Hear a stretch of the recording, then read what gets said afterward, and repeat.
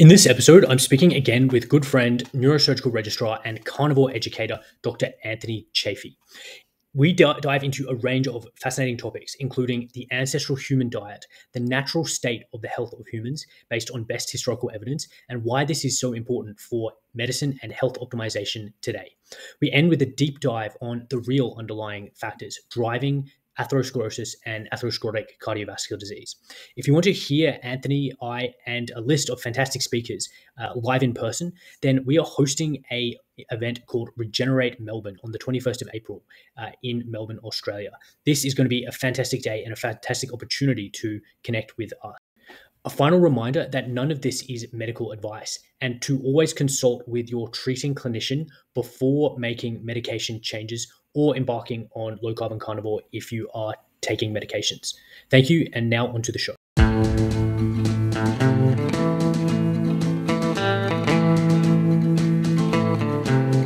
Dr. Anthony Chaffee, welcome back to the Regenerative Health Podcast. Thank you very much for having me. It's good to see you.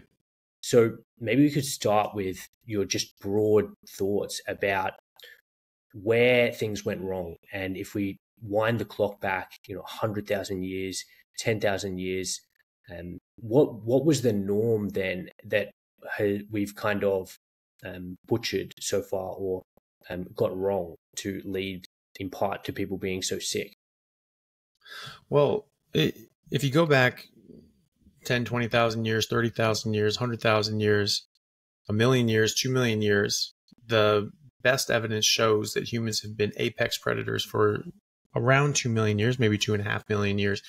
And before that, we were opportunistic meat eaters and eating more and more meat as we could find it.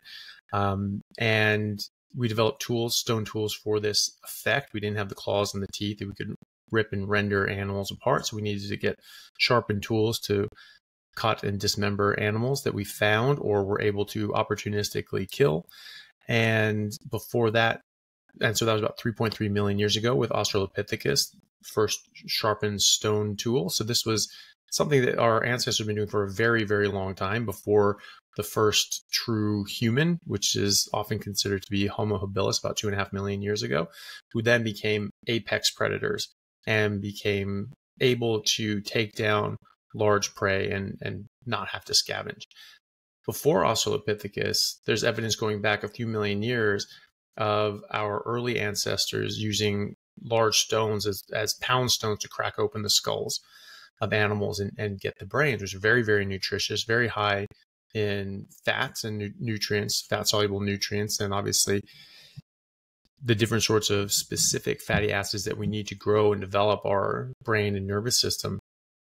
I remember reading an article talking about how could we have grown this big brain? We need all these different nutrients. We would need to eat all this thing, and all this plant and this plant and this thing and that fish and this thing and all these sorts of things. And I remember thinking at the time, well, why couldn't we just eat brains? I mean, that's going to have everything that we need by definition. And in fact, that's exactly what it turns out that we were doing for millions of years. We were eating the brains of other animals. We were eating the meat of other animals later on when it became accessible. And that continued on for about 2 million years until the end of the last ice ages, when there seems to be some sort of event, something sort of happened. Now, people think, well, maybe we just hunted all these megafauna out to extinction. Maybe there was a cataclysm, but it's a certain point around 15,000 years ago or so, the megafauna died out. The woolly mammoths, the cave bears, the giant sloths, the saber-toothed cats, all these massive, massive animals that used to roam the earth and North America and South America, giant 12-foot tall killer birds with massive beaks and teeth and things like that. They all died out.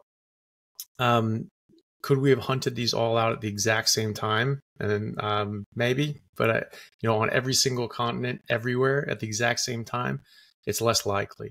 It's more likely that there was some sort of cataclysm, like a massive volcano or an asteroid that knocked up a whole bunch of particles into the sky, blocked out the sun, killed off a lot of vegetation, killed off a massive amount of animals, and the ones who weren't hardy enough to survive died out.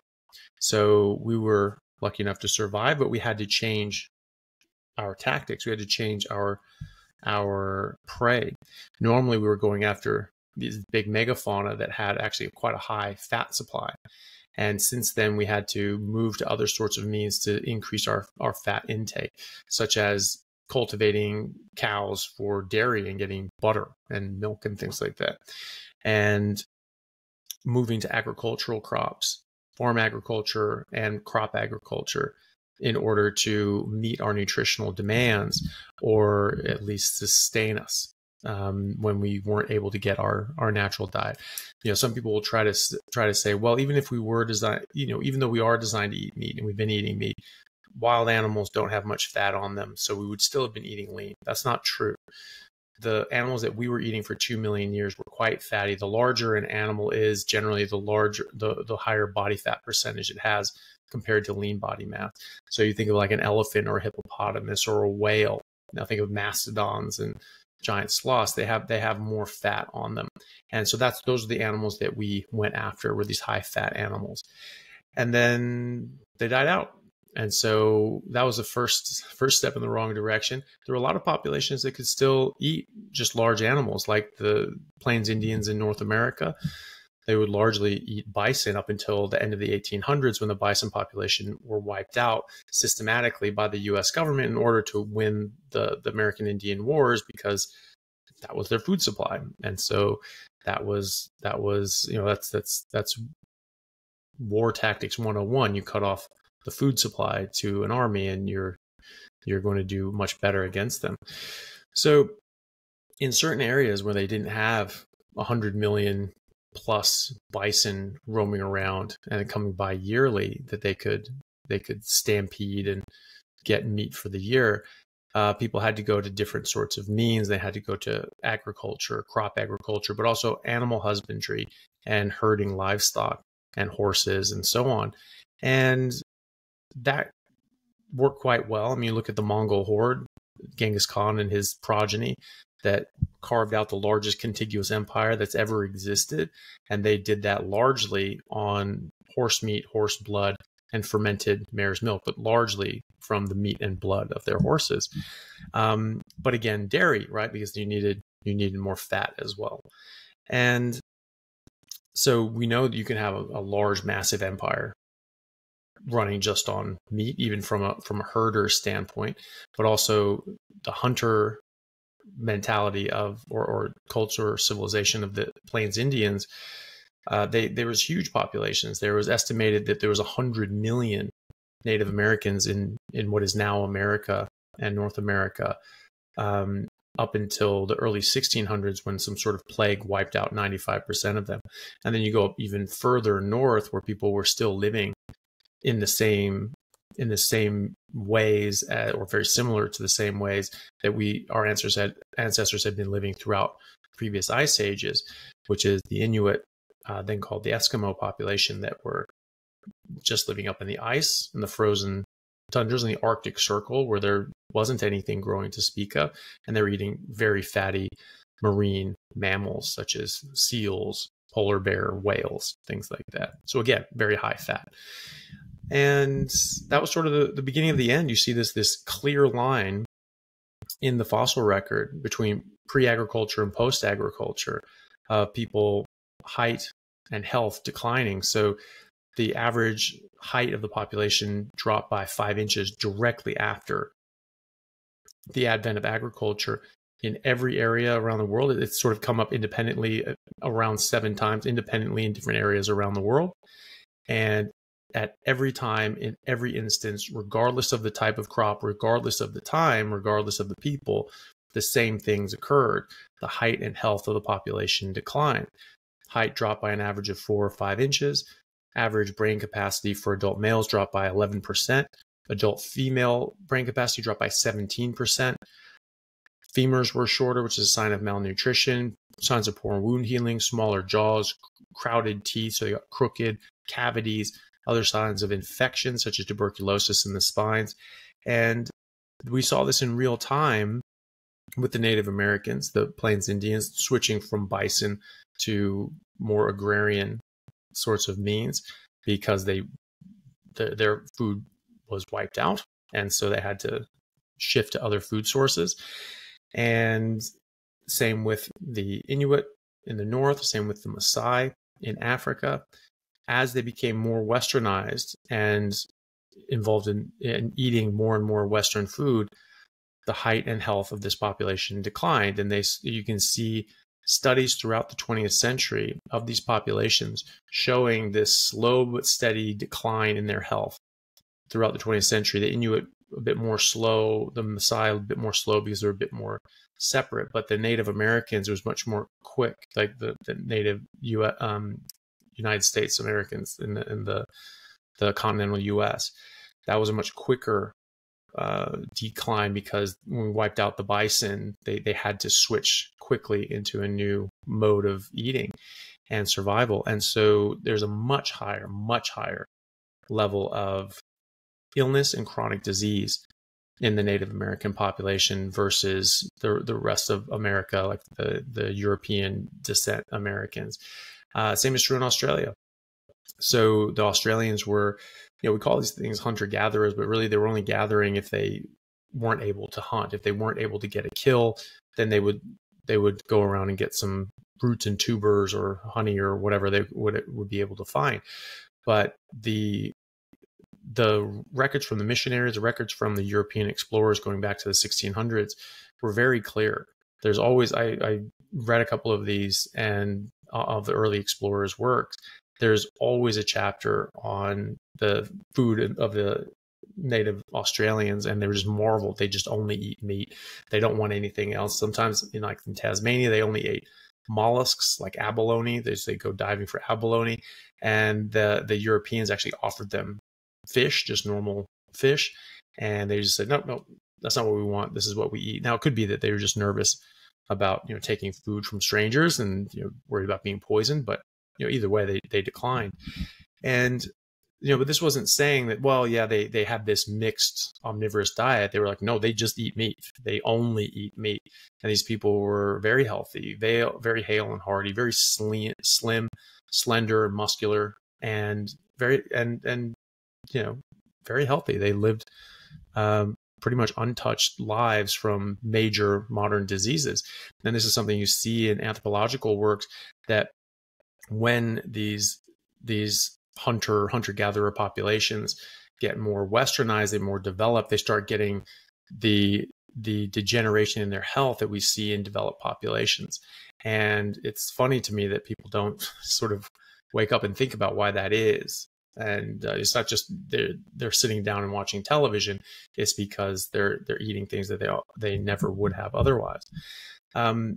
And so we saw this in real time. The Native Americans in the plains, there was a study in 2001 that showed that at the time, they were the tallest population of humans on Earth. That is not the case now. They have shrunk since then. So that's that same disparity. The Maasai in Africa, there's a multi-year study done by the British in the late 1920s, published in 1931. It was like 170 pages long. And they looked at the nutrition of the Maasai, and they compared it with the Akikuyu, which were their neighboring tribe that lived at the same time in the same area, in the same environment, in the same circumstances, and similar genetic population because they interbred and intermarried. And the Maasai were largely animal-based. They drank milk from their cattle, which was actually high fat. It was about 8% milk fat. They ate meat. They drank blood as well. And mostly the men, the warrior caste men, would have more of the meat and more of the blood because it was more nutritious and they needed it. And, people, will say like, oh, well, we're not apex predators. Go and try and fight a lion. Well, these guys did. These guys fight lions with sticks and they win. And it's pretty impressive that because that's the thing. That was one of the coming of age sort of things. If you're a man, you go out and you kill a lion. And that's how you proved yourself to be a man. And so, yeah, that's exactly what they did. And in fact, there was a Smithsonian article in the Smithsonian magazine that I saw that said that our early ancestors probably hunted cave lions into extinction for throw rugs. They just like the pelts. They just wanted rugs. It's sort of funny. So. Then you look at that, and you look at the Akikuyu, who were largely plant-based, largely vegetarian, and you look at the disparities, it's almost identical to what you'd see pre and post agriculture. The average adult male height of the Akikuyu was 5 inches shorter than the Maasai. The Maasai were 50% stronger, had 23, on average, 23 pounds of more lean body mass. They're all very slender, very slim. And they were much more healthy. So I looked at the health records available at the hospitals. And then, because that isn't always complete, they went from village to village to village to village to village and did their own medical assessments of the Akikuyu and the Maasai. And there were quite a lot. There's a big study. At the time, the Akikuyu were numbered about 750,000. Obviously, they didn't look at all of them, but they had quite a large patient sample size. And they found that the Akikuyu men were the unhealthiest of all. The Akikuyu women were second unhealthiest, but they had a bit more of a diverse diet. Instead of just eating a whole bunch of grains, they ate grains as well as veggies and greens and things like that. Then it was the Maasai women. Then it was the Maasai men. The Maasai men had almost no health issues to speak of. They found that the Akikuyu men and women had a number of nutritional deficiencies, but when they just supplemented those deficiencies, their health issues didn't improve. It was only until they replaced the plants they were eating with meat that their health improved, which sort of goes to show you that there are other nutrients that we don't necessarily know about, or certainly didn't at the time, that are required and essential, but also that the plants that they were eating can hold low-grade toxins and give low-grade toxicity and other sorts of problems. Even just eating a lot of grains, we know this to be detrimental to our metabolic health. And ketogenic diets have been the most studied diet on Earth, and the most rigorously studied, has the most high-level evidence to support it, as opposed to just epidemiological studies saying like, oh, just backtrack and how much vegetables have you eaten in the last 2 years? Like, okay, oh yeah, people that eat more vegetables, they do better. I'm like, well, very rigorous, right? But ketogenic diets have been tested with randomized control trials, interventional trials, by the thousands. I mean, there are thousands and thousands and thousands of studies for this. So even just that, I mean, it can make a difference. So that's that disparity. You see that clear disparity. We see the clear disparity here with the Australian Aboriginals, where when I first got here, and I'm sure this is something you're well aware of being a doctor here in Australia, but I was told pretty much day one when I got here was that if you have a native Australian patient, that whatever their age says on their folder, just add 20 years to that, because they just age so much faster than everybody else. So if you have someone in their 30s, you have to consider them an elderly population. You have to consider the diseases that you would normally see in the elderly population. Why is that? Why are they aging so much quicker? Because they haven't had 10,000 years to adapt to agrarian food, and it's not suited to them, even more so than it's not suited to us. The height and health decline. So we know about the health. What about the height? Well, there were far more taller native Australians previously. There was a war in Western Australia, sort of northern Western Australia, in the mid-1800s, I think the 1850s, 40s or 50s. And with the British, it was pretty one-sided, so there were a lot of casualties on the indigenous side.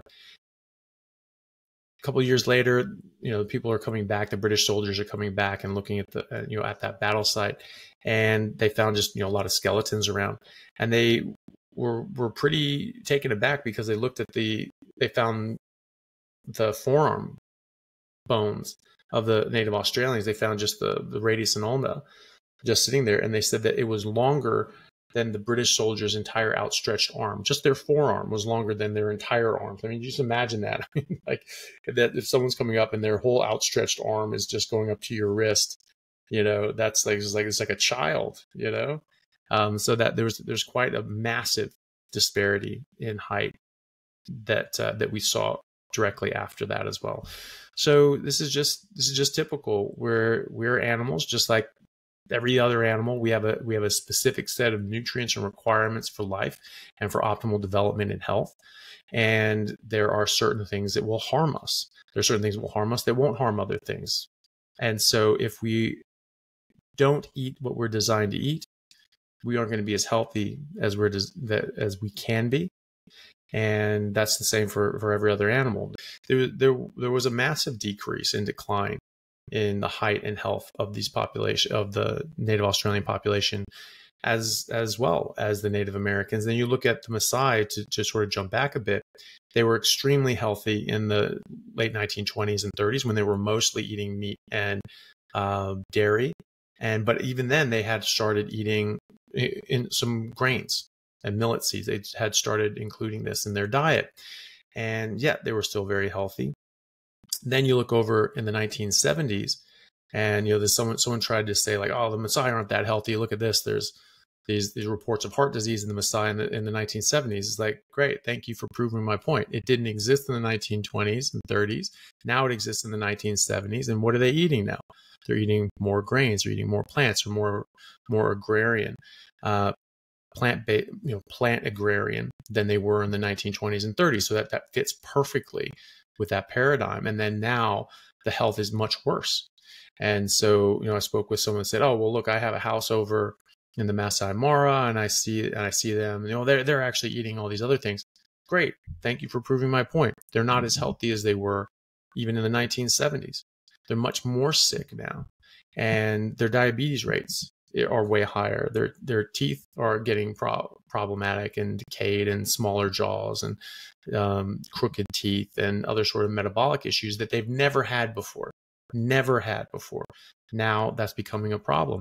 Well, one thing that they have is they eat a lot more corn, they eat a lot more grain, they eat a lot more plants.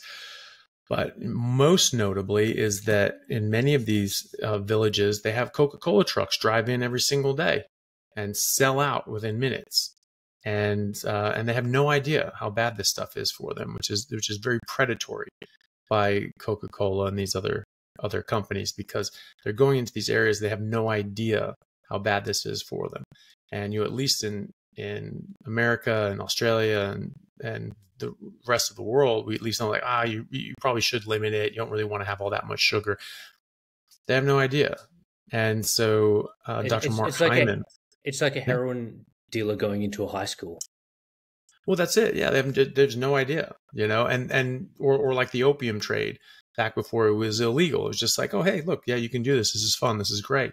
And it's not as profound a response as opium or heroin, but it's the same idea. You're getting them addicted, and they don't realize that this is causing harm. And it is causing harm. It is addictive. It's addictive in the same way as cocaine, heroin, and methamphetamines. There's studies in mice showing that if there was the classic study of a mouse is given two options. They can hit a button for food, or they can hit a button and get a hit of cocaine, but they can't get both. So they have to choose one or the other. And the mice will keep choosing cocaine until they die. Right. Well, in more recent studies, they added in a third button, which was sugar. And so they could get food, they could get cocaine, or they could get sugar. And most of the mice just kept hitting sugar until they died. And they didn't even go for the cocaine, let alone the food. And so, this stuff is terribly addictive. And it's sort of, you can sort of think of it as an evolutionary trap. There's things called evolutionary traps, where something is designed to seek out a certain something, right? Or at least they recognize it as safe. They recognize it as good. There's an example of this would be, there are hummingbirds in America that go after just red flowers, right? And for a while in cattle country, they had these red sort of fixers for the electric wires, electric fencing. And so they would sort of twist these things together. I would hold those wires together, and these hummingbirds would come in, think this is a flower, to see that red and that around the right size, around the right shape, and red, and they just go in, get the nectar, hit the hot wire, and die. Right. So this was killing a lot of hummingbirds. And so that's called an evolutionary trap. They're designed to say, this is where I need to go. So fructose is thought to be the sweetest of the sugars because we don't know of anything containing fructose that's acutely poisonous, will kill us on that day. And so we have that sweetness, and it is addictive, and it gives a dopamine response to the addiction centers of the brain, the reward centers of your brain, just like cocaine, heroin, and meth. And there are MRI studies showing that it kills the same areas of the brain as meth, to the same extent as meth, and it damages the body similar to alcohol because it gets broken down into the same byproducts as alcohol. And so we get fatty liver disease, cirrhosis, diabetes, heart disease, even implicated in cancer and Alzheimer's. And so we take this taste. Normally we get it in very small quantities from some sort of fruit or something. If we were starving, we see that and we go, okay, this is safe. I can eat this and survive. And now we're getting fruit with hundreds of times the amount of fructose in it. And we're getting candies with refined concentrated sugar in it. They're putting sugar in absolutely every food stuff. You're getting Coca-Cola that has a ton of sugar in it, but it has even more sugar than you would think because they add salt to it. In the culinary world, salt offsets the flavor of sugar. And so if something's too sweet, you add salt to it, it diminishes the sweet flavor that you experience. And vice versa, if something's too salty, you add a bit of sugar to it, and it'll diminish that salty taste. So Coca-Cola does this on purpose. They know what they're doing. So they add a whole bunch of salt in so they can add even more sugar and get this more addictive. So you have more, and the salt has the added benefit of dehydrating you, so you want to drink more as well. So it's just a win-win for them. You just drink more of their nasty, disgusting product.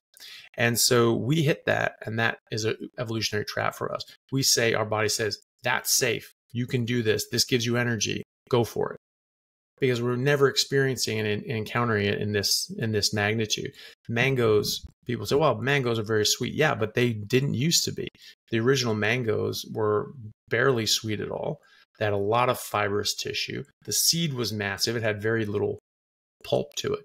And so, yeah, so this is just an evolutionary trap for us. We recognize this is safe, and our body go more, and it's addictive. So we really go more.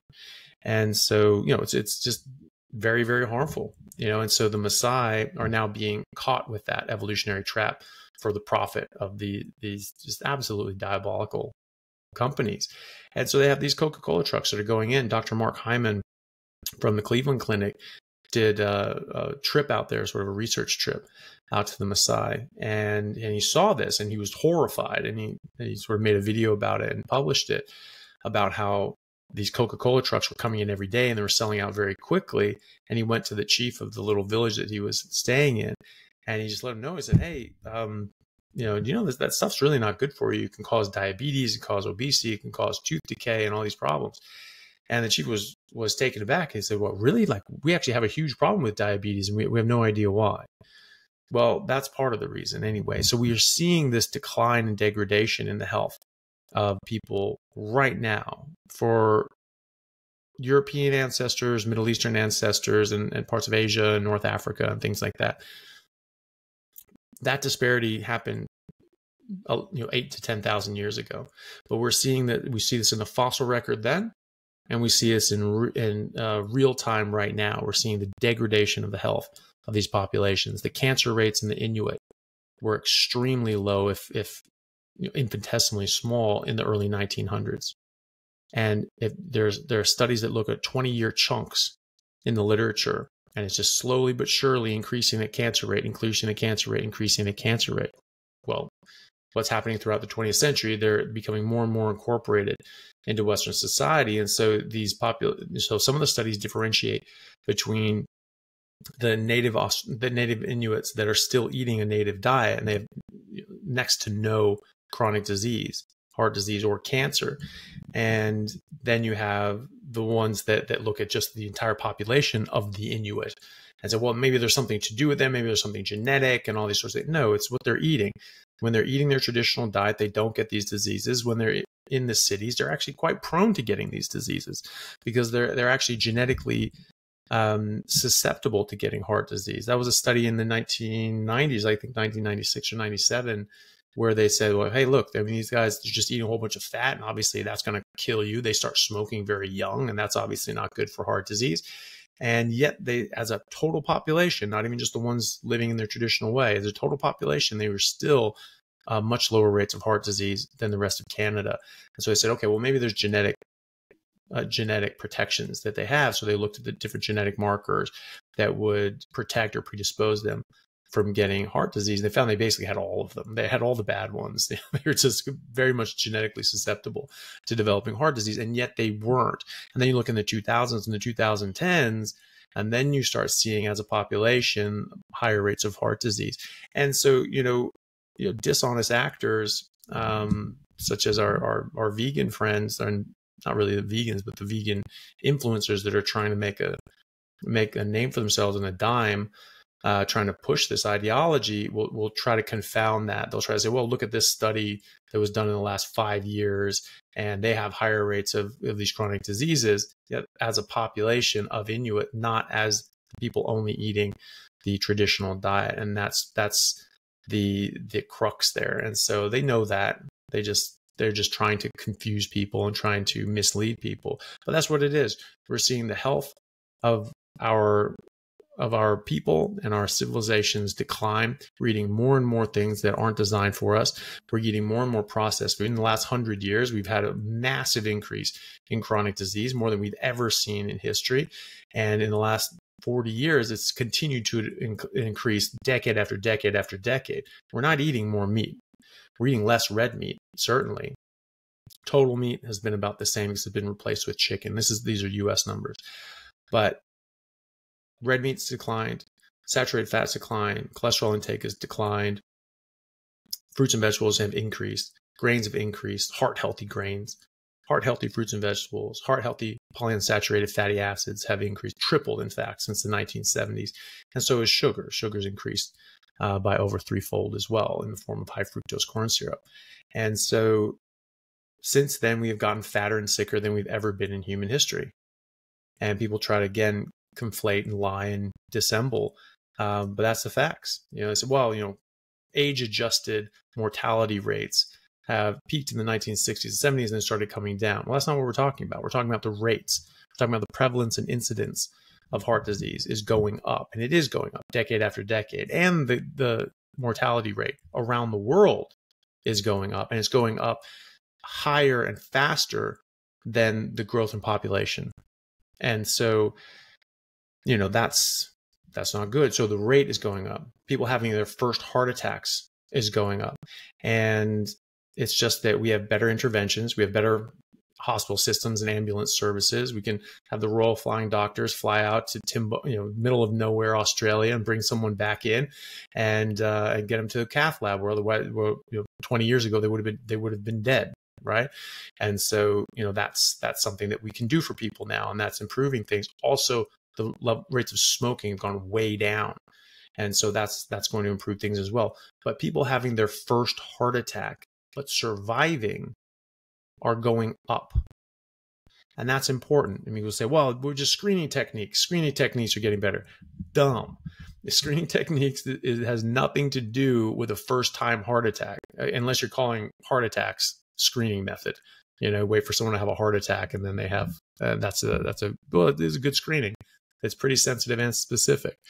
But that's the thing. People are having first-time heart attacks more often. It's just that they're surviving. And the rates of chronic disease, of autoimmune diseases, of diabetes is going up and up and up, and is happening younger and younger and younger. And so the idea that we're just, the epitome of health and just getting better and better, and it's because we stopped eating meat, is just ludicrous. But people make this argument. It's absolutely hilarious to me that people in their right mind are actually trying to argue this, and they just look around them. Everyone's getting fatter and sicker, and it's just, and that yet they're arguing and trying to, play with the statistics to make it look as if it's not happening, which is hilarious. But as Mark Twain said, there are three kinds of lies. There are lies, there are damn lies, and there are statistics. And that's what we're seeing now.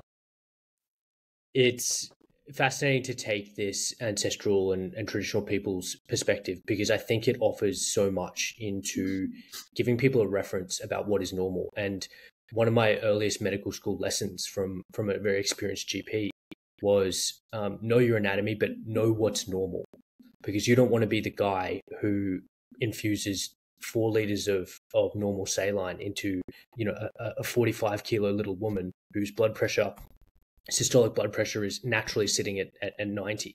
You don't want to be the guy who doesn't realize that is normal blood pressure for that person.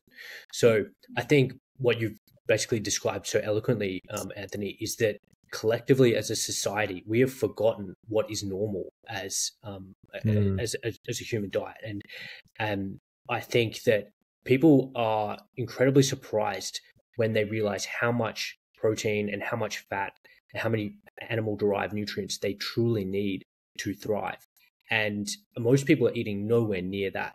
And it's, there's differences in, say, your approach compared to, say, Dr. Paul Saladino, in terms of, he's advocating for fruit and honey. I think it's the nuance that he's not communicating is that he's living in an equatorial latitude, and it's very, very locally grown produce, which is the reason why he hasn't got any visceral fat and his fasting insulin's still 3. But I think overwhelmingly the foundation of that diet is still very, very high in animal fat and animal meat. I just wanted to go back to the study that you referenced in the early 1900s in Africa with the Maasai. And I just want to emphasize the point that is a very, very elegantly controlled study, because you can imagine that those two populations have the same cultural practices, the same sun exposure, they're in the same environment. The only factor that was changing was their dietary practices.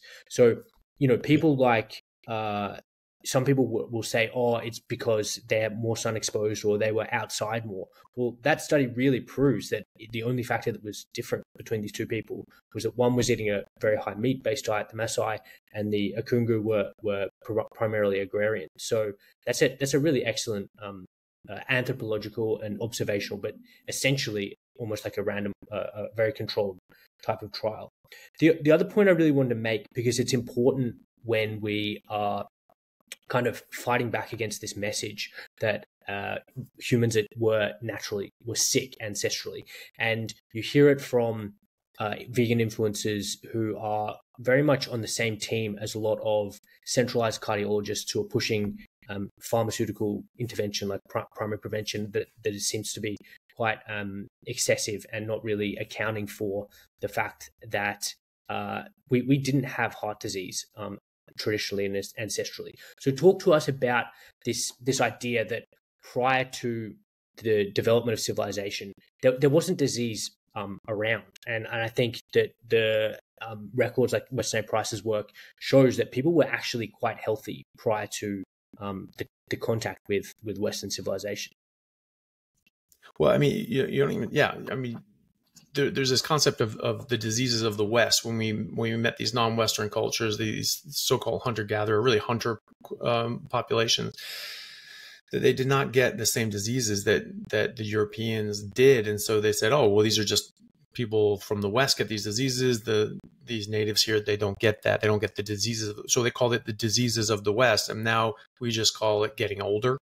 And now it's starting to be termed human diseases, because now dogs and cats and domesticated animals of other descriptions are starting to have an increased prevalence decade after decade of so-called human diseases, these diseases that humans only get. Normally other animals don't get this. But then zoo animals, if you don't feed them their natural food, they will get these human diseases as well. And if you ask a zookeeper who tends the animals and feeds them in a responsible zoo, ask them, well, what do you give them, like dog food and kibble or bread or whatever, and they'll just look at you horrified and be like, are you kidding me? If you do that, if you give animals human food, they'll get human diseases. It's like, okay, what the hell is a human disease? And why can you get it from eating human food? What does that mean? That means the food is causing the disease. And this isn't food. This isn't food for us. It's not food for them. Food is species specific. Food is what you've evolved on. Food is what you're biologically adapted and suited to. Seed oils that haven't existed for more than 100 years or so, that is not food. How can it be? We've never encountered it before. It certainly can't be essential. It certainly can't be important for our heart to have it, or else we'll get heart disease, or else before its advent, we would all have been dying of heart disease, and then heart disease would have declined, where in fact, heart disease wasn't even heard of. And then it started to massively increase after the advent of seed oils and refined sugars, refined grains, and processed food. The processed food industry came to bear.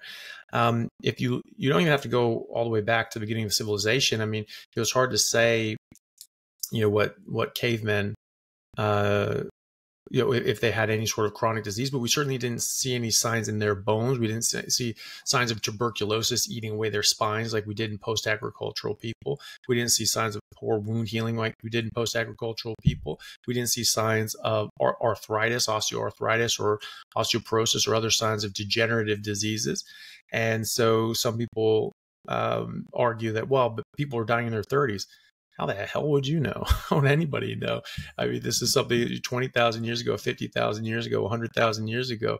You weren't there. There are no records from there. There's no census data because this is prehistoric. So this is before the written word. And so, of course, there aren't any records of this. Like, well, but the bones, they look so young and so healthy. Okay, they're just healthy. The whole point is they weren't degrading, and so they could live much longer in a much more healthy fashion. And so you can't find those signs of degradation, but you know what? You can't find those in an elephant either.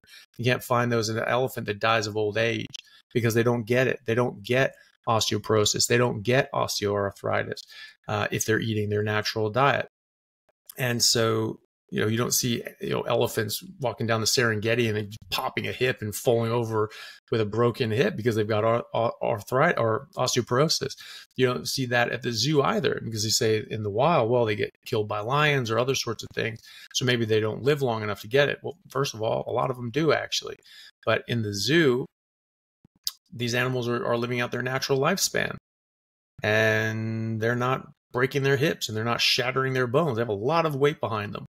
And yet their bones are holding them up. They're not getting degeneration like we see in human populations. And so, we just don't see these problems. But either way, you don't need to go back all that, to the prehistoric record to see what was going on. We can just go back to the 1800s when we did have census data. And we had actually quite robust census data in America and in Europe and in Australia. And there was no heart disease. There were no recorded heart attacks. The first recorded death from myocardial infarction proven on autopsy in America was in 1912. And no one believed them.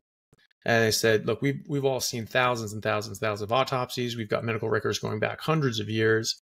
No one's seen this. We don't think you got this right. We think you got this wrong. And they didn't start believing him until about 10 years later when they started seeing more of these crop up. And they said, oh, okay, maybe there's a new disease popping its head out. Okay. 10 years after that, it's the #1 killer in America. We were doing autopsies. We were doing thousands and thousands and thousands and thousands of autopsies. I mean, everybody was doing thousands each. This was a major, major part of medicine for hundreds of years, was just doing dissections. You were just dissecting. You were trying to find what was normal and see what was abnormal and find something different. And if you describe something different, you got your name down in the record books forever, like Alzheimer's disease. I know nothing about Dr. Alzheimer's except for the fact that he presented a case in 1906 about a lady who developed this weird presentation of memory and confusion issues that was later termed Alzheimer's dementia. 1906. There wasn't a single mention of any other dementia type illness that by any other name that fit the description of Alzheimer's dementia before that in the medical literature. None. And now it's one of the most common things that you'll ever see. People say, I had a professor in medical school that said, well, if you live long enough, everyone's going to get dementia. Yeah, it was because our brains are just designed to break down, just like we're designed to make LDL cholesterol that is designed to kill us and give us heart disease. It makes no sense. It makes no sense your body would just do that and degrade. It doesn't. Well, after you get past a certain age and you've already made your reproductive criteria, then your body just disappears and dies. Well, it does do that, but it doesn't kill you of disease. You do break down and eventually die. But there is an advantage to having multi-generational families and homes and civilizations where you have this living memory and knowledge and helping with the young and rearing kids and raising people and educating people and things like that. There's absolutely a survival advantage to that. And also, it just didn't happen. We don't see elephants just getting Alzheimer's and being goofy and having major problems and like that we see in adult human populations. But people regularly lived a long time. Oh, well, but just people just didn't live long enough. Not true. Census data in the 1850s all the way up through to the 2020s shows very clear that the average life expectancy from birth was 38 in 1850.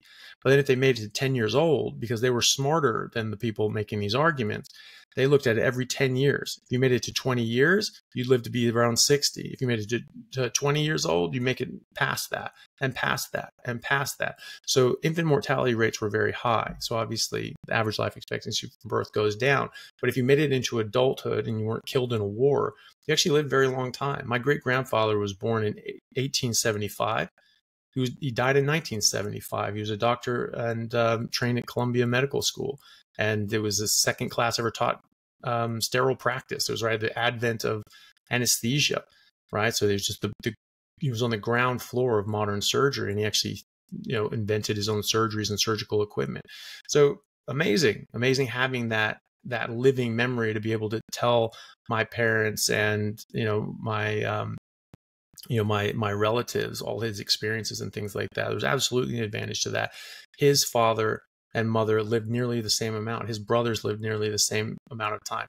Their grandparents lived nearly the same amount of time, because when people died of old age, they lived a much longer than these averages from birth, and they did not get dementia in the numbers that we're seeing now. And like I said, Alzheimer's just wasn't seen at all in the literature before 1906. And the first diagnosed on autopsy MI was in 1912. We were eating more meat in the 1800s, according to the United States census data, than we were in the early 20th century.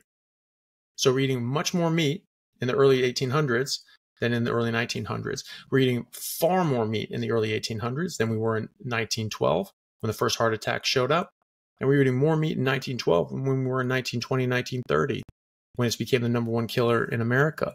And that was actually the lowest point in eating meat in a 200-year period, before and after, sort of a U-shaped curve. And so, we had all sorts of other diseases. We had, William Osler, one of the great teachers in medicine, wrote this whole massive tomes on the medical conditions of the day in the late 1800s. He was the first professor of medicine at Johns Hopkins. I have one of his original textbooks. It was my great-grandfather's textbook that he had. And it says nothing about heart disease. Talking about angina, and he had 6 patients in his entire career that could have had angina-like symptoms. We don't know exactly what it's caused by.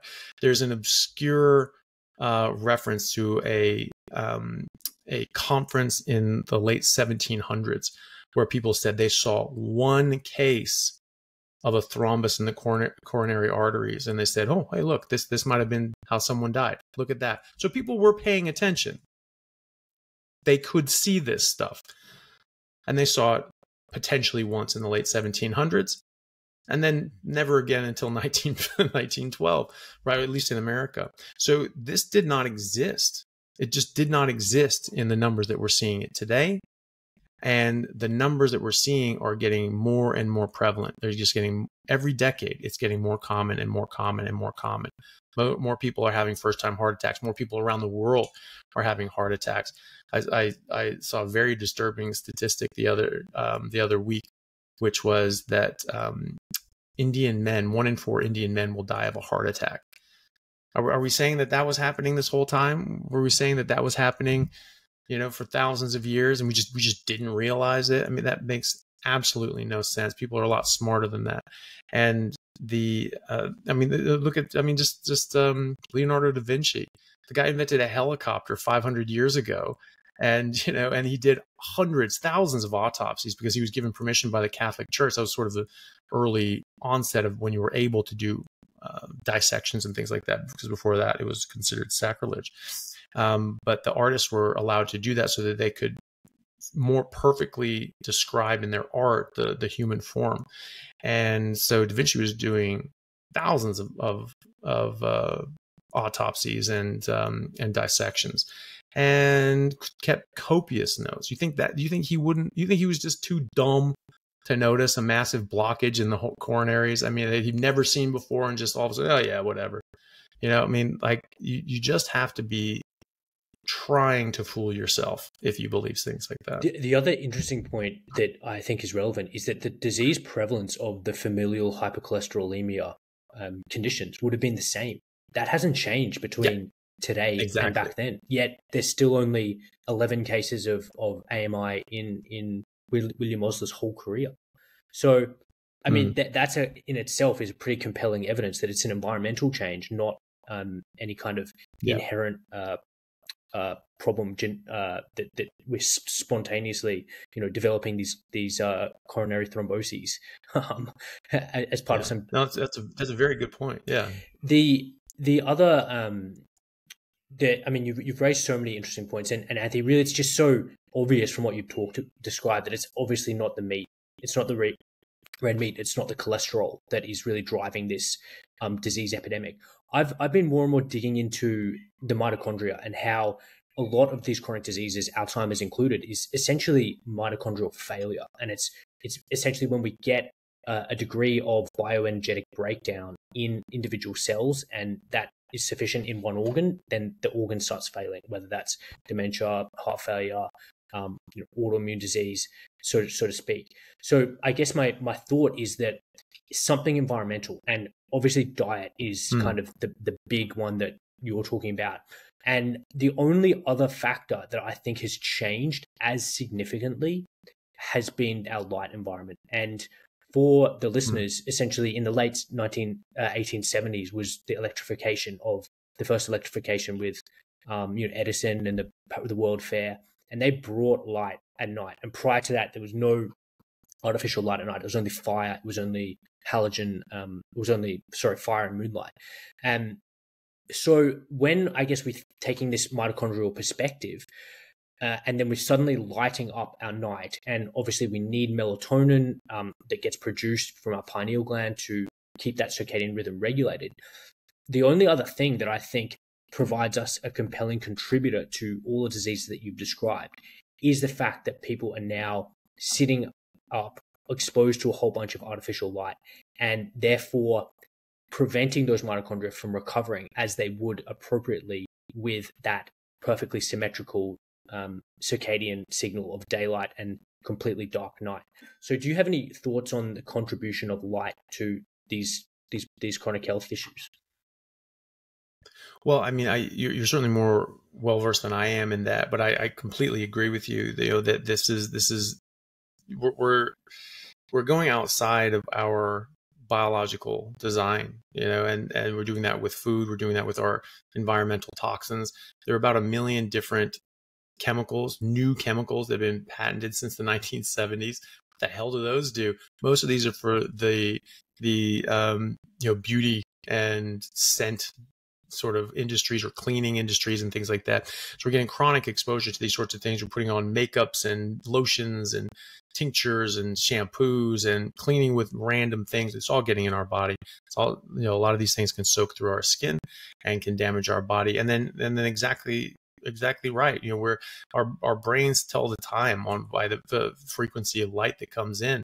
And so you're just getting inundated with this, specific beam of light, and our brain just doesn't know what the hell is going on. It doesn't know what time it is, doesn't know what to release. If you go out in the morning and you get that morning light, your brain goes, oh, it's morning time. Here are your morning hormones.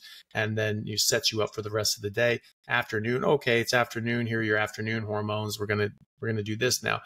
Evening, same thing. And so it just sets you up for your circadian rhythm, which, I was taught in grade school was extremely important. And yet we have forgotten just how important a light is to that. But this is something that they were even talking about in the 80s, that these fluorescent lights in these office buildings where everyone's in these cubicles with this fake fluorescent light, it was just making everyone sick and miserable and awful. I mean, we've been talking about this for decades, but now people are actually starting to quantify it and show exactly what's damaging it. And that's something that I'm not as well versed in, but I certainly agree with the concept.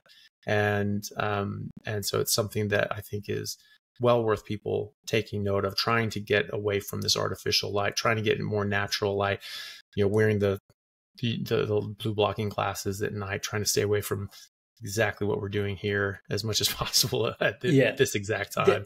The other Things like that. the other interesting question, which is especially relevant for heart disease, is what do you think the factors were that were driving that peak around the time that Eisenhower had his heart attack? Because I read The Clot Thickens by Malcolm Kendrick, and obviously the seed oils had come on the scene in the early 1910s. And so I think that was a major unappreciated driver of heart disease. We've just talked about light. Have you thought about lead, or the fact that there was a lot of lead in the petroleum and the fuel? So, I mean, what factors are you really attributing that initial kind of early 1900s rise in heart disease to? Well, it could certainly be things like lead and the pollutants that we were putting out. One thing that we have seen, the wealthier that America and Western countries have gotten, the cleaner they've gotten as well. We're not like Beijing where it's just smog all the time, or at least historically it has been very, very poor air quality. Now you go to a major city in America or Australia and it's bright blue skies and things like that. They don't have the smog and the coal smoke and things like that they used to have, but these rates are still going up. So I think I'm sure that those sorts of things were contributory, but they don't seem to be the main driver. There are other things going on. I think it's definitely things like seed oils, things like sugars, things like refined processed foods. We're eating things we're not designed for. We're raising our blood sugar, which causes glycation. The glucose molecules physically fuse to other molecules, permanently damage them, cause advanced glycation end products. You have things like nicotine. People were smoking a lot in the early 1900s. Eisenhower was a 3-pack a day smoker. But what's interesting to me is that in the 1920s and 30s, 80% of men smoked, and they did not have the lung cancer rates that they had. Now they not have the heart disease rates that they had now. So it's something that's probably contributory, but not the only thing necessary. Also, we have to think about how cigarettes were made. We were smoking quite abundantly for hundreds of years before the 1900s, and yet again we still don't see this prevalence of heart disease. Nicotine is known to cause damage, and this is something that Malcolm Kendrick talks about, is that even if it were cholesterol building up behind the walls of our arteries, they can't physically get there unless there's a physical break in the barrier. There's some sort of damage to the artery lining. And that's something that nicotine, well, at least when I was going through medical school, we were taught that nicotine can directly damage and cause abrasions and breaks and cuts in the artery lining of our arteries.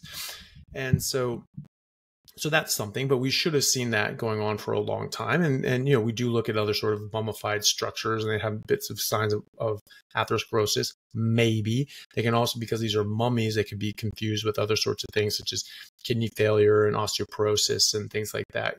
Actually can show a similar sort of picture on these mummies, so they don't actually know for sure.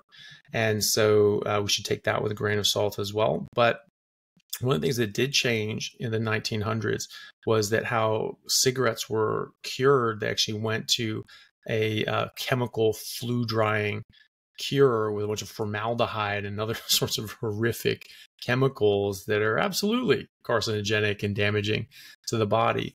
And I remember seeing a study when I was in high school, actually, where they took, cancer-prone mice and they exposed them to naturally cured tobacco, and then to the modern flue-dried tobacco, which is much quicker process. You can get the product to market much quicker, and it's less expensive.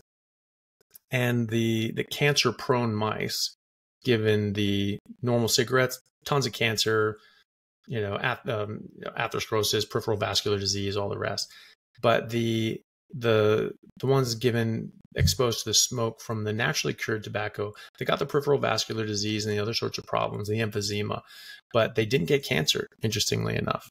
And it's certainly not in the rates that the other ones did. So I think that's also an interesting thing too, that the nasty things we're exposing ourselves to got more nasty as well. But there's a very strong correlation between the advent of seed oils and increased use of seed oils and heart disease. Same with sugar as it goes up. There's very closely related.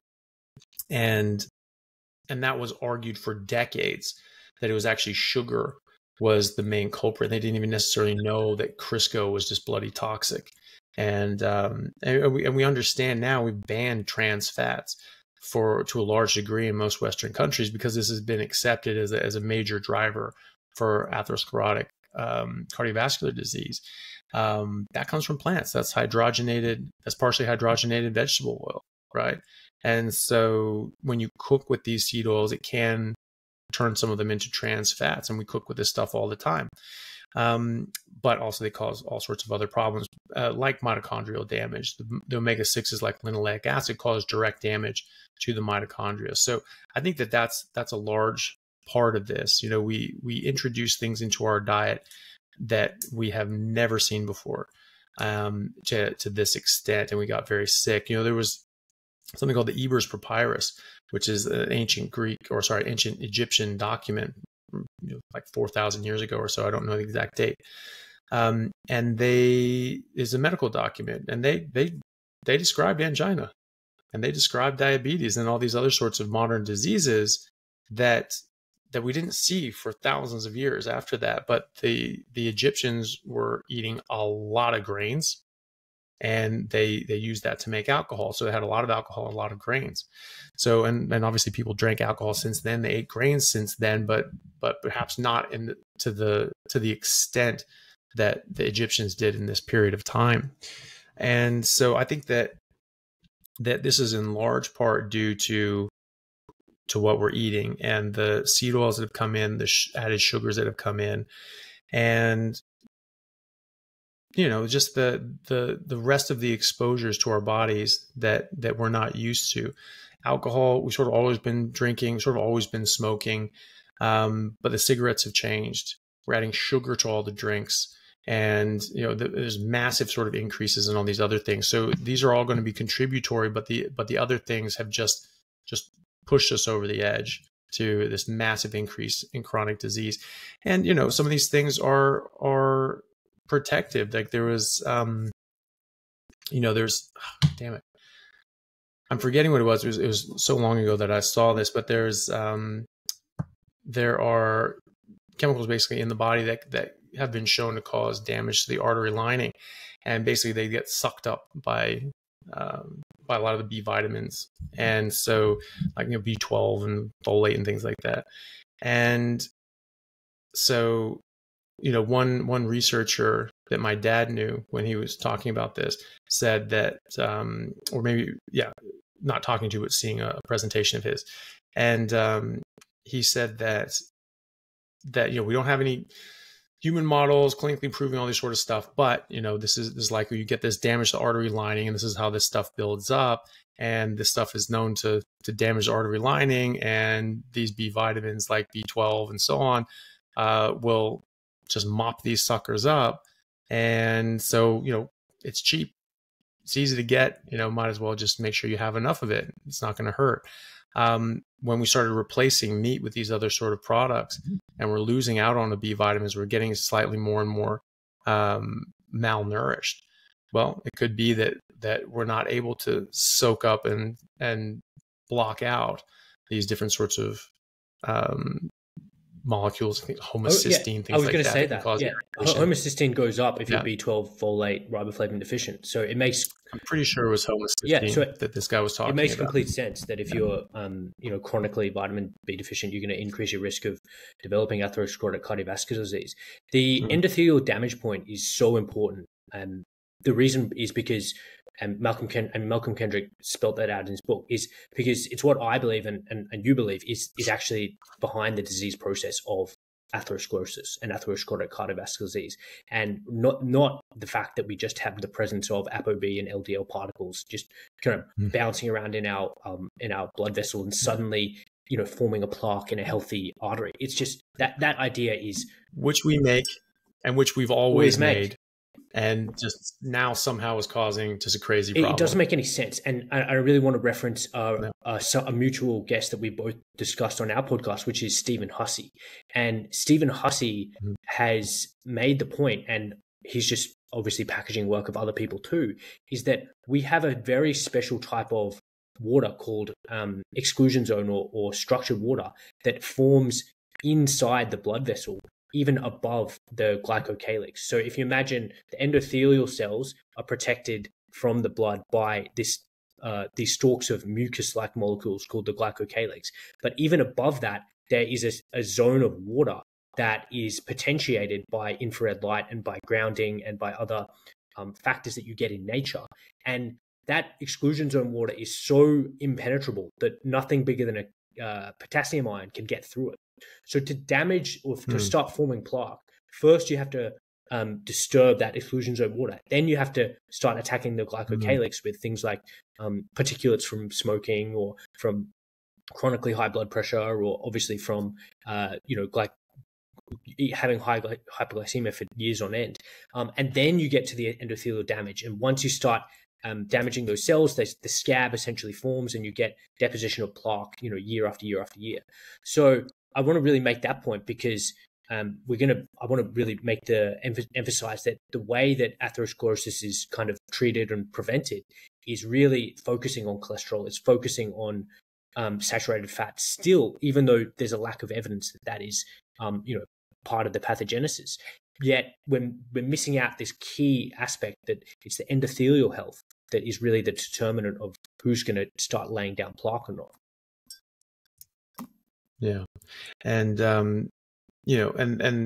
like we said, I mean, this stuff, it doesn't make sense in any other sort of way. We say that it's this cholesterol, like you said, the percentage of population that has familial hypercholesterolemia is the same now as it was 100 years ago, 200 years ago, or even 50 years ago, when the rates were different. 100 years before that, it was very different. And yet we had all these people with familial hypercholesterolemia that would have had very high levels of LDL. Why would we make LDL if LDL was just toxic to us? That doesn't make sense. That would have been bred out of the species long ago, unless it conferred more benefit than harm. But if it's just causing us to just get sick and die, that doesn't make any sense. And if we're eating our natural diet for 2 million years, and that somehow is making this worse, and we're getting sick and we're dying because of that, that we would have adapted to this, because the people that would have survived better and lived longer would have been the ones surviving. Just like the European, ancestors of the Europeans and Sumerians who had early agriculture, they've built up slow but steady, small defenses towards plant toxins and this inappropriate food. So that's exactly what would have happened if we were eating meat for millions of years and this were harmful to us. We would have started developing these adaptations, and that's the people that they're just flat out science deniers. They're just fact deniers, that this is how biology works. That it's the immutable law of biology is that of adaptation. Life adapts to pressures in the system, or they die. That is what happens. And so we were more than adapted to eating meat, because that's what we've always been eating. And then I remember Simon Hill made the sort of insane argument that just because people have been eating meat for millions of years doesn't mean that it's good for us. And I was like, well, it does actually. That's exactly what it means. And so he was saying, oh, well, you don't know. These people have been, could have been dying in their 30s. All they had to do is reproduce. They just, have kids at 14 and then they just die off. It's like, someone has to raise the kid, jackass. You have to actually get that kid up to adulthood, or they're just going to die of exposure. And then it actually does confer benefit to have multi-generational families. And in fact, that's what we see in these hunter-gatherer populations, these multi-generational families. And also, the idea that everyone was just dying of heart disease and cancer and diabetes, there's no evidence of that. There's no evidence. And so I point that out, and, instead of actually, trying to discuss it with me, he tries to make a slam video about this and saying that, oh, well, I never said that. I mean, they're dying of, getting killed by tigers and dying of famines and blah, blah, blah, blah, blah. I never said that they died of chronic disease. Like, no, that's literally exactly what you said, because you said that meat eating that way causes chronic disease. It causes heart disease, cancer, diabetes, autoimmunity. You said that. And we're saying, okay, but these people have been doing that for 2 million years, nearly exclusively, especially during the ice ages. And what about that? Oh, well, they didn't have to be healthy. They could have just made it to reproduction age. Okay, and then they were dying of these chronic diseases. That is what you are saying. That is the argument that you're saying. And there is zero evidence of that. In fact, there is evidence to the contrary of that. We don't see any signs of degradation and degeneration in the fossil record. These things, bastards were healthy as hell. They're much taller, much healthier, much bigger brains, much better teeth. Certainly much bigger brain than the people making that argument against it. So it's it is just denial at this point. And really. I'm really glad you brought up Simon Hill, because for my listeners, he's a vegan diet influencer who is really pushing. Who's not even vegan, by the way. He's a vegan influencer who's not vegan. He eats eggs and he talks about how he likes eating shellfish and seafood and things like that. And who knows what else? I mean, he can be completely full of it and just eat meat all the time. The reason why this is relevant is because he's got such a large platform and a very, very large audience. And he's advocating for and pushing narratives that I believe are harmful. And one of them that he talked about recently was that he said, the dietary guidelines aren't correct. The dietary guidelines are appropriate. It's just that people are not following them. And he's quoted some, low quality studies that essentially are trying to gaslight people and gaslight the population into believing or thinking that, you just haven't dieted hard enough. You haven't eaten enough serves of whole grains. You haven't eaten, your Mediterranean diet enough. But really, it's a very, very disingenuous position. And having treated patients with type 2 diabetes in my clinic as a general practice doctor, and they are people who do exactly what they tell you, especially the older people. And I think you'd know the same in your functional medicine practice. People have listened to these low fat, high carb, seed oil dietary message for the past 50 years, and they have developed type 2 diabetes, obesity, metabolic disease, atherosclerotic cardiovascular disease, as in part, a large part, because of they've followed these dietary guidelines. So to blame people that they haven't followed them, and that's why disease is still as prevalent, is completely disingenuous. It's essentially victim blaming. And you can just add it to the list of narratives that Simon is pushing that is simply not correct, and it's not leading us to a healthier position at all, collectively as a society. Yeah. Well, it's also a pretty room temperature IQ sort of thought, because the thing is that even if only 9% of people are following the guidelines, the society at large has been influenced by the guidelines and has moved towards the guidelines. And that's what the consumption data shows. That we've been eating less red meat, less fat, less cholesterol, more fruits and vegetables, more heart-healthy grains, more polyunsaturated heart-healthy fats, and more sugar as well, because everything tastes disgusting now. And so you have to add sugar to everything. And so whether or not they're doing exactly what Simon Hill wants, they are moving in that direction. More people are eating more plant-based. More people are eating less meat, less red meat. Again, chicken has replaced a lot of the red meat that has come out, but less fat, less cholesterol. So they're moving towards the guidelines. They have been influenced by the guidelines for eating less of these so-called heart unhealthy things and more of the so-called heart healthy things. And our hearts have gotten worse. And we're taking statins and we're taking drugs all to lower cholesterol. And yet first-time heart attacks are still going up. So, that it's not very intelligent. And I think the thing is, it's not honest, because these are the same tired sayings. It's the same arguments by the same people. I even got into it with Stan Efferding, who's just, the guy's a mouth breather. I mean, the guy's has only accomplished anything through rampant steroid abuse. And, and he admits it, and the thing is that the guy was like 19 and went to college, couldn't put on any muscle, couldn't do anything, found that he had that he wasn't making much testosterone. So he went on TRT as a 19-year-old and then said, hey, this is fun if I take 20 times as much as I should. And so his body was not geared up to actually be successful in any physical endeavor. And so any sort of physical accomplishment the man has made are not his own. I'm sorry, but they're not. And but he's been saying the same thing. This guy has something called a vertical diet, where he's been telling people eat steak and eggs, steak and eggs, steak and eggs, steak and eggs, which is a major bodybuilder diet. It's a lot of steak and eggs. And this guy's been saying that for years. He's been doing that himself. And now he's using the exact same arguments that you have quoted from Simon Hill. He literally said that same thing to me the other day. And, exact same things about, well, the age-adjusted mortality rates and blah, blah, blah. Like, first of all, anytime you adjust anything, you're not using the true data. You've changed and altered the data. So anytime someone says, oh, I've used this age-adjusted instantly, it's not accurate.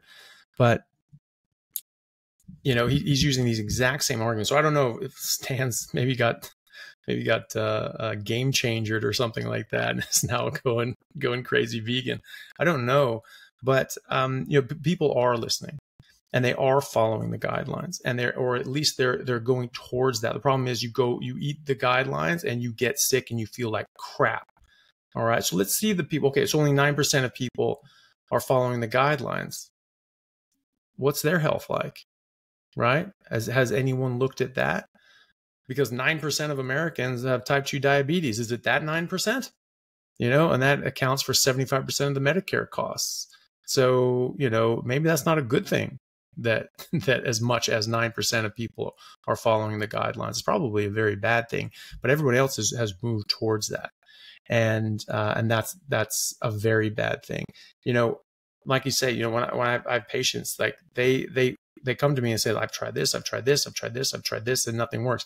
And you get the victim blamers, like you say, like Nodalski and Lane Norton, that just say like, oh, well, if you're in a calorie deficit, then you're just going to lose weight. And they're like, well, I'm not eating, and I'm still gaining weight. I'm almost not eating anything. And I had a guy who was basically eating nothing, and he was still putting on weight. And he lost weight initially, and then it plateaued off. And then he was like, started putting on weight. Anything the guy ate, he would just put on weight. He's like, what the hell is going on? Because you kill your metabolism. Yeah. Your body thinks you're in a famine and fat and starving. And so it slows down your metabolism. Less coming in, less going out. That's all there is to it. And so, Nodalski and Lane Norton will say like, oh, if you're saying you're in a calorie deficit, but you're not losing weight, you're just a liar.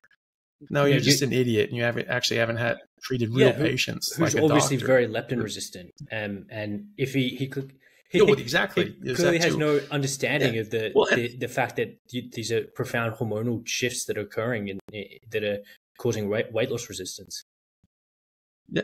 Well, but also, I mean, this is very hormonal, very wrapped up in hormones such as leptin, but also insulin. Insulin is the fat storage hormone. It does other things too, but it does store fat.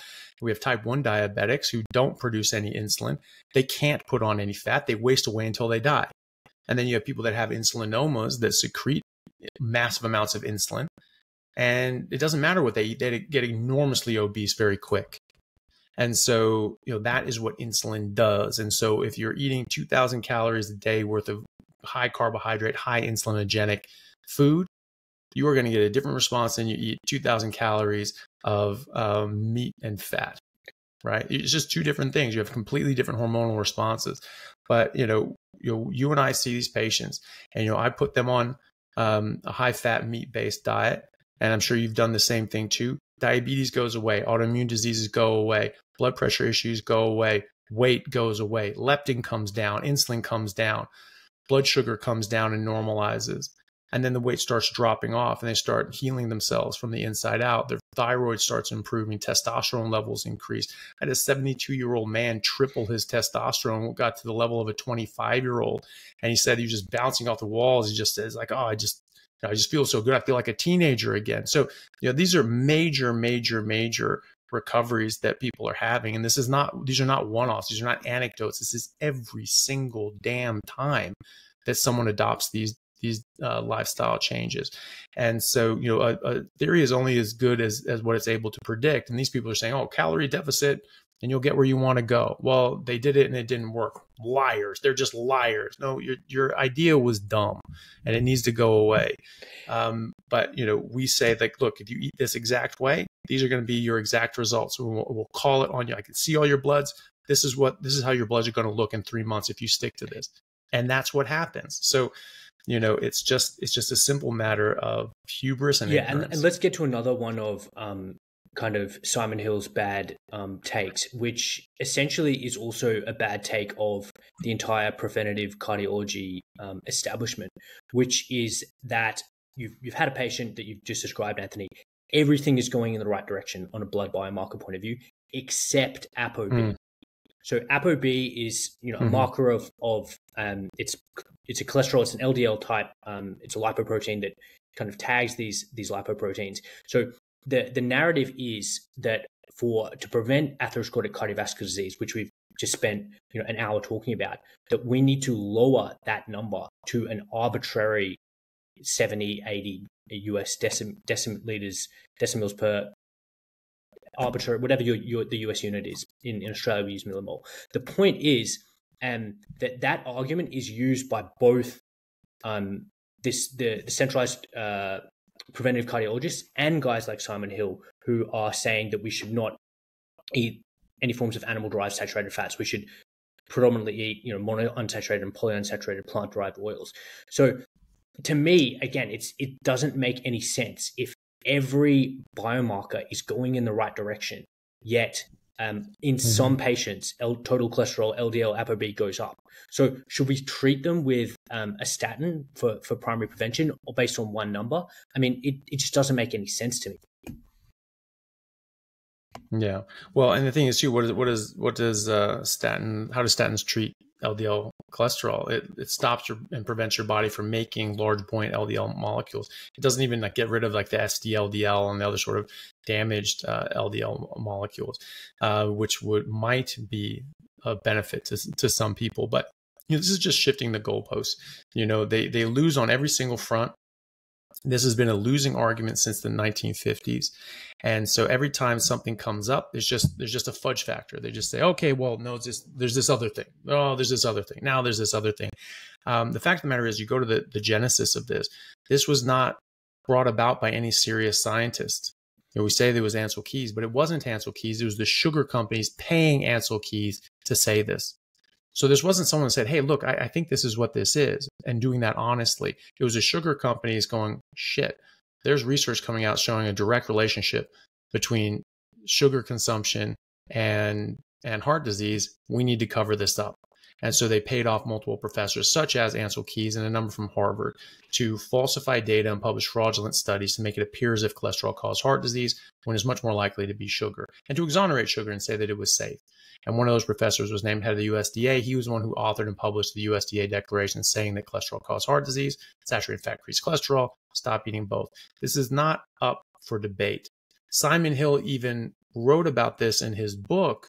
This is published in the Journal of the American Medical Association in 2016, the actual internal memos from the Sugar Research Foundation. So this is a fact, and Simon even knows this. And then he goes on to say, oh yeah, sugar companies blamed cholesterol. And I think that, sugar's bad, but cholesterol is still bad too. I was like, hold on a second. You documented out how this was founded as a scam in the first place. And now you're trying to say that, yes, it was a scam and we shouldn't have taken the blame off sugar. Sugar's still bad, but cholesterol is still bad too. That makes no sense either. So the thing is they blamed total cholesterol. That was wrong.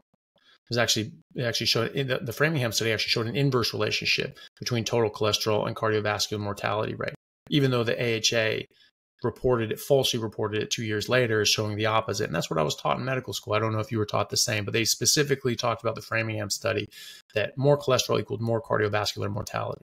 And that's not what the data actually showed. The data showed an inverse relationship, a protective mechanism between cholesterol, or protective association between total cholesterol and cardiovascular mortality rate. And then they said, okay, well, it's not total cholesterol. There's multiple different kinds of cholesterol. HDL is good. LDL is bad. So it's good cholesterol, bad cholesterol. So then it shifted over to LDL cholesterol. Okay. So they're doing that for a while. And then people realize, oh crap, there's over 100 different kinds of LDL cholesterol. And some of them are good. Maybe some of them are bad. And so now, okay, SDLDL. Okay. How do you get SDLDL? hyperglycemia, alcohol, seed oil. Like, ooh, okay, we actually want to protect those things. And I was like, oh, ApoB, and now that's the problem. It's just nonsense. It was crap then, it's crap now, and they're just trying to shift and jump around. The thing is, we just have to stop engaging them. We just have to stop letting them, enact these red herring arguments. It says, okay, well, this was crap from the beginning.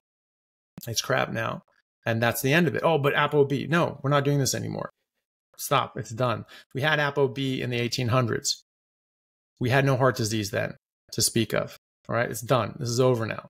The Journal of the American Medical Association published in 2020 a massive literature review with randomized controlled trials, meta-analyses of randomized controlled trials and others, top tier level 1 evidence. And they found that there was no association between saturated fat intake and cardiovascular disease. None. So you can't prove causation from association. And so, regardless of, our colleague, Dr. Peter Attia, who says that, it is proven, anybody who understands, math and statistics knows that this is causative. There is no single causative study showing causation between cholesterol and heart disease. None. There are associative studies, and that's it. We talked to a friend of ours, Nick Norwitz, who's PhD in biochemistry from Oxford, finishing his MD from Harvard, and worked with Dave Feldman on the lean mass hyperresponders, showing that people that have massively, well, to their eyes, massively elevated LDL cholesterol, I think it's right where it's supposed to be, they don't develop heart disease. These people have very elevated LDL cholesterol for an average of 4.7 years and no progression in their atherosclerosis. In fact, the trend was to go down and reverse their atherosclerosis in comparison to the Miami heart study cohort, right? So it's just wrong. It's just false. I mentioned to Nick about Peter Attia and how there's no causative studies. He was saying, like, well, sort of this cascade of causation, you need to be sufficient and necessary, right? And that's what gets causation. So, okay, it's necessary, but it's not necessarily sufficient. I don't think it's both. I don't think it's either. I don't think it has anything to do with heart disease. It was a con from the beginning.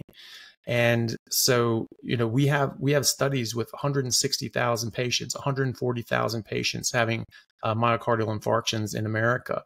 And literally half have low normal LDL cholesterol. So it's not even associated. It's not even, necessary, and certainly not sufficient. So you can have low LDL and still get heart disease, heart attacks, strokes.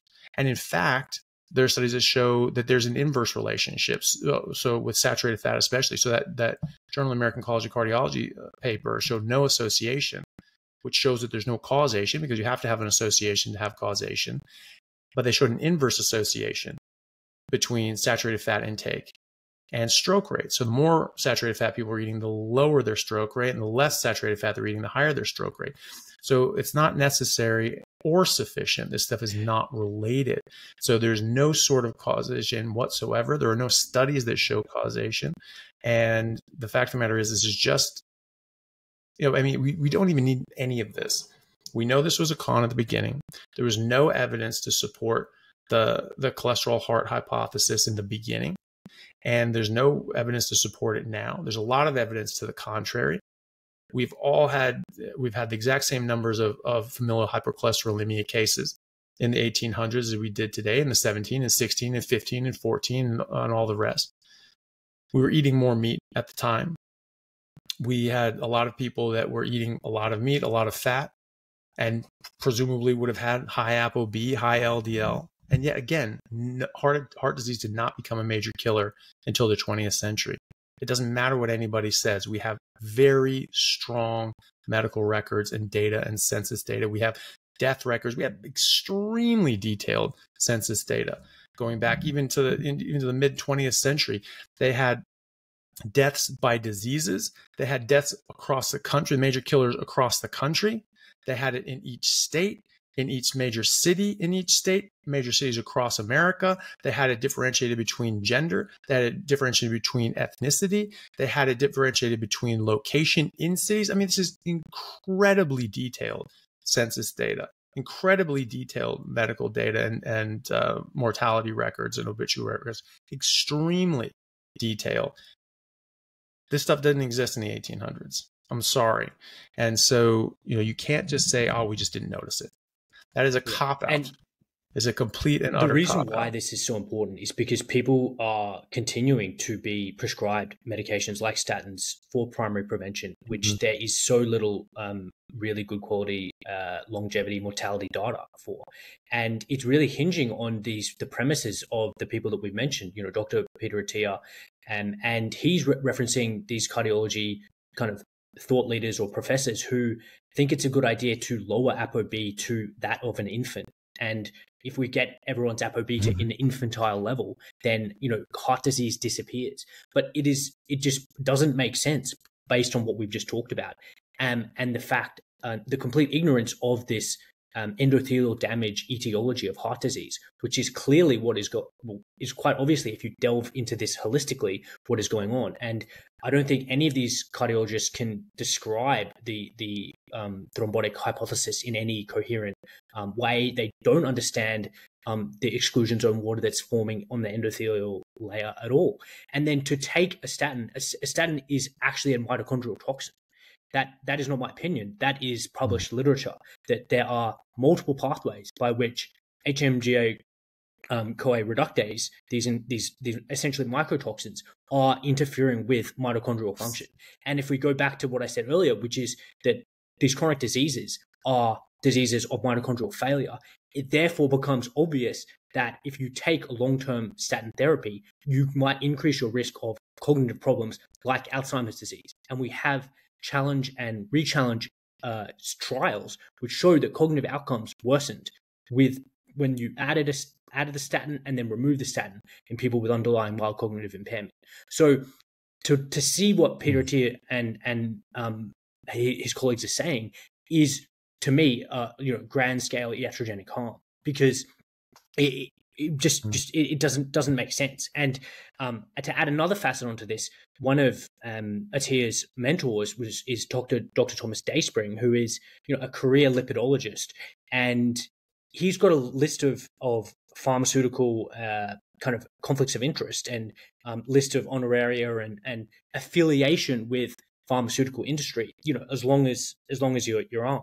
And it makes sense that if someone is only looking within this narrow beam of preventative cardiology, they're not looking at all these other outcomes, and they're having had financial conflicts of interest, that they're going to continue to recommend statin therapy to lower ApoB, even if someone's metabolically healthy, even with all these other lifestyle practices in place. So to me, it's baffling, but more than anything, it's harmful for people who are taking this advice and then getting sick. Yeah. Well, it's also how can we trust how well can we trust the ApoB test in the first place? Because the ApoB it shows up on healthy cholesterol molecules as well. And so, we're taking the good in with the bad and we're saying it's all bad.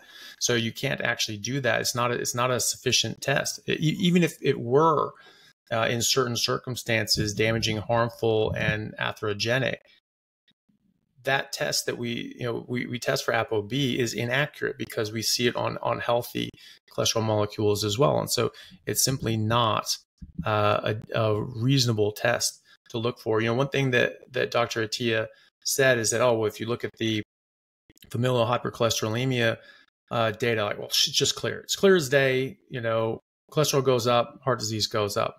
Okay. Same numbers of familial hypercholesterolemia in the 1800s, and yet no, right? So again, that doesn't make sense. But also what Dr. David Diamond pointed out in some of his lectures was that there are studies that have actually shown that people with FH, familial hypercholesterolemia, that they are actually genetically predisposed to have clotting disorders, which goes exactly in, the clot thickened side of things. You get damage, you get clotting. And this is why aspirin is actually protective, is because you get damage, you get a clot, but it's not going to be as big of a clot if you have aspirin on board, right? And so they're more likely to have clotting disorders. You have people that have clotting disorders that are more likely to have strokes and other sorts of thrombus and that sort of etiology affecting their body. And so when you look at studies that separate out the two, of people that just have the cholesterol part and then separate out the ones that have the clotting and the high cholesterol, it's only the group that has high cholesterol and clotting that get the increased rates of heart disease in the early decades. And then after 50, it ends up matching the normal population. And so the high cholesterol group without the clotting disorder, they had exactly the same rates of heart disease as the rest of the population. This is very straightforward stuff. And so, oh my God, this proves everything. You're just not looking close enough. And, it doesn't make sense. It doesn't fit the observed phenomena, right? Which is that we weren't seeing these deaths in this numbers in the 1800s. Okay, so why are we seeing it now, right? That cholesterol level was always there. Why wasn't it causing disease? Something else is happening. Einstein did this too. You prove something mathematically, but then he would go and look for observations, and then he'd sort of look and say like, nope, that goes against what the observed phenomena. Must have been wrong, right? Because he clearly didn't know all the variables. Clearly didn't know everything was going on. It's like, okay, well, we have to observe more and try to figure things out. You can't just say, here's this idea and it fits this principle, never looking again. If it doesn't fit with the experiment, if it doesn't fit with the observed phenomena, it's wrong. It doesn't matter how smart you are. It doesn't matter the letters behind your name. It doesn't matter where those letters came from. It's wrong. And so you have to have some humility here. You have to have some insight and introspection and understand that, if these things don't agree with the world around you, the world isn't the one that's wrong. It's you. Yeah. There's it's so much to say there, and you've really laid it out really eloquently, Anthony. So thank you. I think this has been a valuable discussion for people to try and conceptualize this idea of cholesterol and the causes of heart disease. And I'll just make the one final point that if we really understand what we're saying, the listener, is that anything that's disrupting that blood vessel health is going to lead to clotting. So looking after endothelial health is the prime strategy if we're trying to maintain or prevent the development of heart disease, and obviously maintaining insulin sensitivity, eating a lower carb diet does that, as well as practices that preserve that exclusion zone water on the inside lining of the endothelium. And that's where the ancestral practice, like grounding, the fact that our ancestors were grounded, that built the exclusion zone in that endothelium. The fact that they're exposed to sunlight, they had infrared light from the sun, they were outside. So I think that having high total cholesterol, high ApoB, in the context of insulin resistance, in the context of visceral fat, in the context of an indoor environment where you never get out in the sun, you never get ultraviolet A light, you never build nitric oxide, you never build that exclusion zone, that is when ApoB, high ApoB and high total cholesterol and high LDL is going to be problematic. Because you're doing everything wrong. You're doing everything in the way that it wasn't supposed to be done ancestrally. So I don't want people to get the wrong message. What we're saying is that if you have a high ApoB, don't ignore it if you're doing everything wrong. But if you're doing everything right, if you're insulin sensitive, if you're physically active, if you're getting that morning sun, if you're grounded, if you're doing everything to promote endothelial health, and you're living an ancestral type practice, you're doing those ancestral practices, then you shouldn't be taking a statin for primary prevention, because there's no evidence that's going to help you, and it's probably going to harm you. Yeah, well, I mean, the thing is too is that even if you've had a heart attack, according to the statin company's own literature, and no product is ever going to look rosier than in the study that the company who made it pays for. So they pay for a study. It's going to look, that's as good as that product's ever going to look. And so in the statin company's own literature, if you've had a heart attack and you take statins every single day for the rest of your life and for at least 5 years, then you'll increase your life expectancy. So that's great. You'll increase your life expectancy, but only by 5 days, right? So that's their literature showing that this only increases by 5 days. And I've seen people try to lie and things like that and really mislead people, which I think is malpractice, where they say, oh, statins extend life by decades. That's a flat out lie. There is zero evidence of that. In fact, the statin company's own evidence shows that it's 5 days if you've had a heart attack. If you have not had a heart attack, it does not extend life. So really, what is the benefit that we're getting here? Some people that still prescribe statins but don't believe that it's helpful because of the cholesterol lowering effect, think that there's some sort of anti-inflammatory sort of effect similar to aspirin that may be beneficial potentially in clotting, right?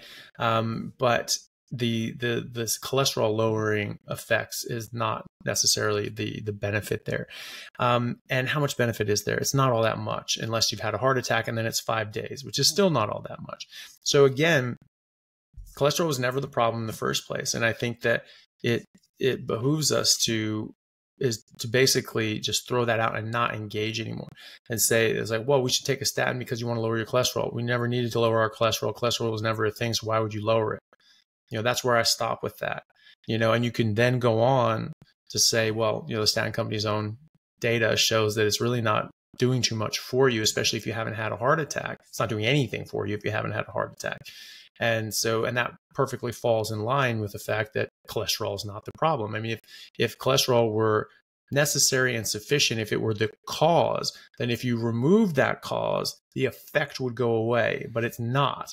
We're lowering cholesterol, we're reducing saturated fat, we've reduced total cholesterol, we've been taking these statins and other medications to reduce our cholesterol. We're eating more fiber and grains to lower our cholesterol more and more and more and more and more. And yet first-time heart attacks are increasing in prevalence. So, that's obviously not doing so well. So you do all these sorts of things and heart attacks continue. You have 50% of people getting heart attacks have low cholesterol, low, quote unquote, low LDL cholesterol, probably lower than I would say that you want to. There was one study that followed up 160,000 patients for 3 years. The ones, of course, because they're told to lower your cholesterol even more, lower it. And so the people that kept their cholesterol low or lowered it from high, they were twice as likely to have died in those 3 years of follow-up. So why are we doing this again? And so there's no sort of connection, there's no justification to treat that, right? And it was predicated on a lie. So we need to throw that out immediately in any case. And so, if we're reducing cholesterol, and they keep saying, if you keep having heart attacks, you can keep lowering your cholesterol. There is no bottom number on your cholesterol. I bet, because you're the one selling us the drugs to do that. And so I'm sure you're more than happy for us to, to take these drugs into an early grave. And so, you lower your cholesterol and you have a heart attack. Okay, lower it more, have another heart attack. Lower it more, have a heart attack. At what point are you going to realize it's not the damn cholesterol and that you're spinning your wheels and you're not addressing the fundamental root cause and you're likely hurting yourself? Yeah. On that note, Anthony, thank you for a very, very in-depth discussion on the causes of heart disease. And I hope the listeners can take this away and really think about how they can best optimize their health and prevent heart disease based on what you've discussed and what we've discussed. So, I'll make one last point, which is I'm extremely excited to announce that in April we will be doing a live event in Melbourne, Australia, in Victoria, on the 21st. It's a Sunday. We have booked out 75 Reed Street, which is an amazing venue in North Fitzroy. So, Anthony, you're going to be speaking there. I'm going to be speaking there. Dr. Pran Yoganathan, Dr. Jalal Khan, Charlie Arnott, Natalie West. We have an amazing lineup of speakers, and we're going to be delivering this type of discourse for people live in person. So, just wanted to let everyone know that, and to buy a ticket to see Anthony and see me and see everyone speak live in person. So, yeah, thank you, Anthony, for coming on. Thank you for sharing your wisdom and having this discussion. I think it's very, very valuable. So we will talk again soon. So thanks again. Not a problem. Thank you, man. And looking forward to seeing you in April, and looking forward to seeing everyone else who's able to make it. It should be a very good event. Last year was awesome.